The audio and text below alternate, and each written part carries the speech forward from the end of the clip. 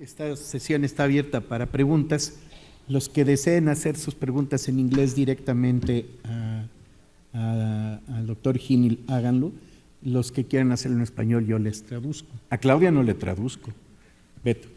I have a question for Dr. Heaney, please. So what would the implications of studying epithelial mesenchymal transition would be, or what lessons could pituitary oncogenesis get from studying this topic? So can I ask you to repeat that? What are the implications of epithelial mesenchymal transition among pituitary tumors?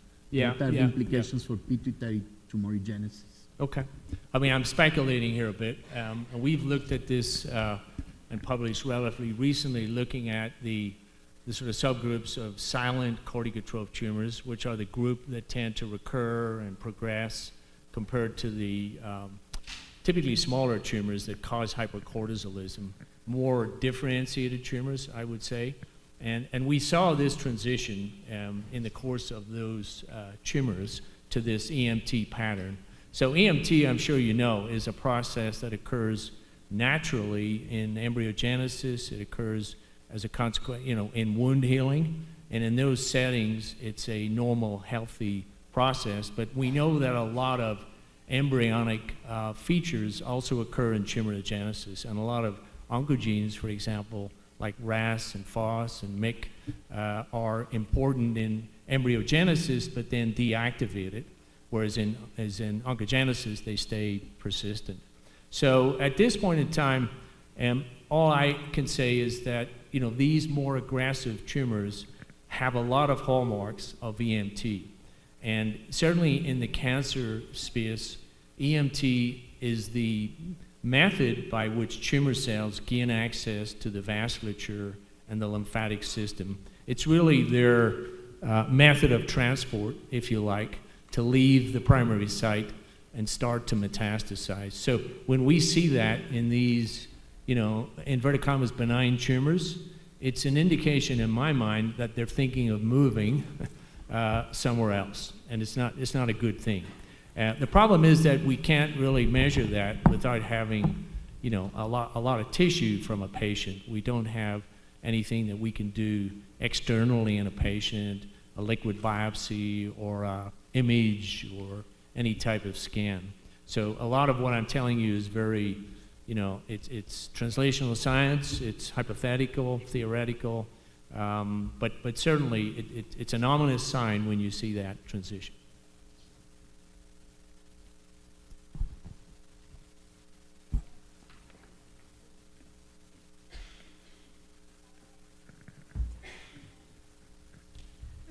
Quería preguntar si conocen si hay algún... ¿Al profesor Gini? A cualquiera de los dos, sí. Si conocen si hay algunos genes que tengan predisposición o algunos marcadores que nos den predisposición a este tipo de tumores en la hipófisis. She's wondering if you are aware of any specific genes that predispose a certain individual for malignant transformation of a pituitary tumor. In the pituitary. Yeah, so the one that I think has been most strongly associated with the occurrence of carcinoma in the pituitary is this SFP3-1, which has also been demonstrated to be an important oncogene in breast cancer.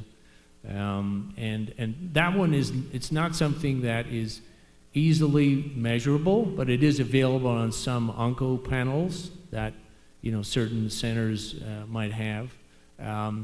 It doesn't really change management at this point, but certainly, given the evidence we already have, if you have a patient with a lactotroph tumor that is behaving in a very odd, problematic way, it would be helpful to try and characterize that mutation, look for that mutation if you can, because then you would know what is likely coming down the pike, because it is associated in 1 in 2 patients with carcinoma.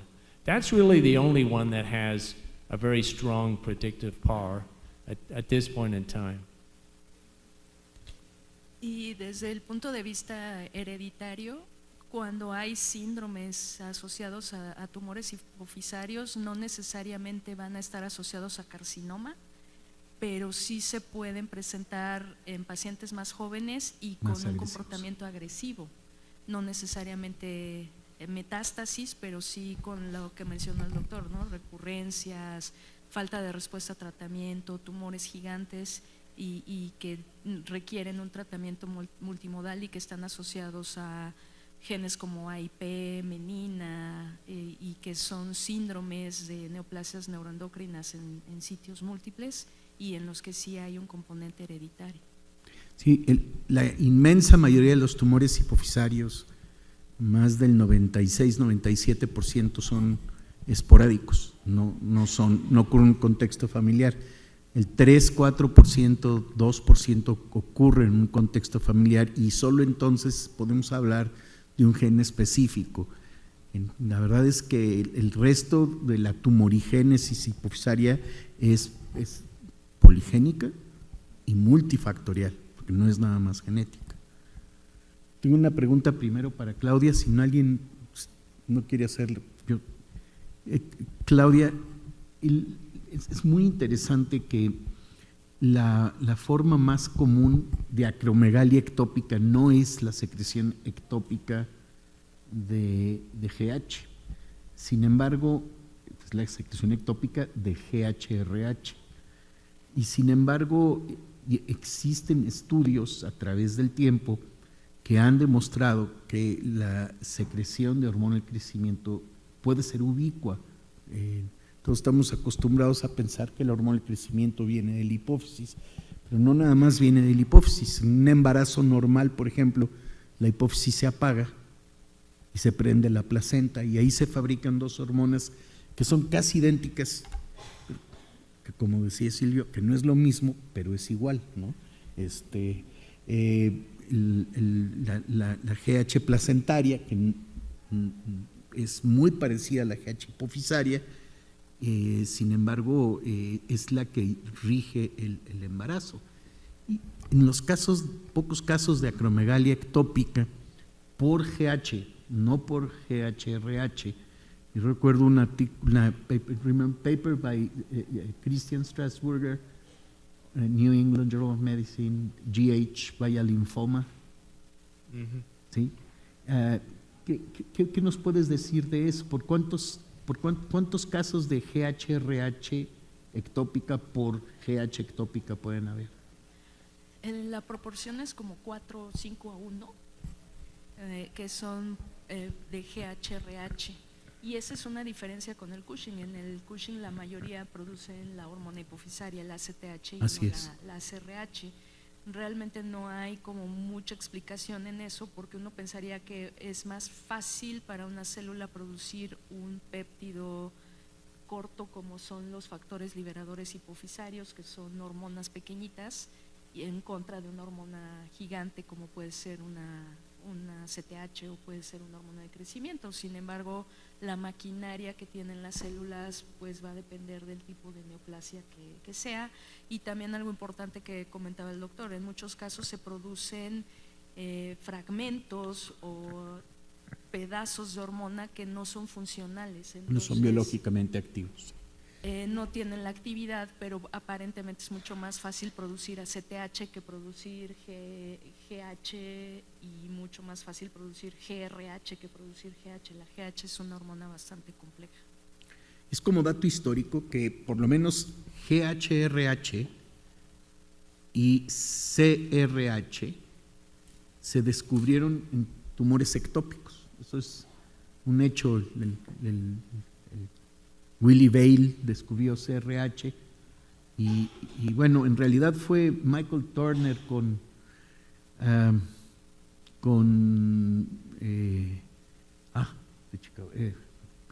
se descubrieron tumores pancreáticos endocrinos. Entonces, es muy interesante que, por eso les digo, son rarísimos, pero imagínense la importancia de haber descubierto. Tuvo que haber un tumor productor de GHRH o un tumor productor de CRH para que alguien descubriera este pedazo tan elemental de la cascada de eventos normal que ocurre desde el hipotálamo hasta el órgano blanco.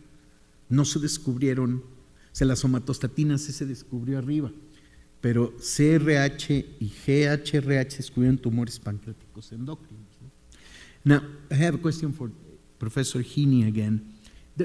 There's this topic really haunts me.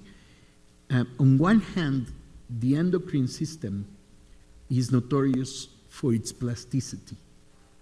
I mean, plasticity meaning the lactotrope adapts during pregnancy, the tyrotrope expands during primary hypothyroidism. And this plasticity of the endocrine system is designed to allow the individual to survive challenges and stresses that occur on a day-to-day basis.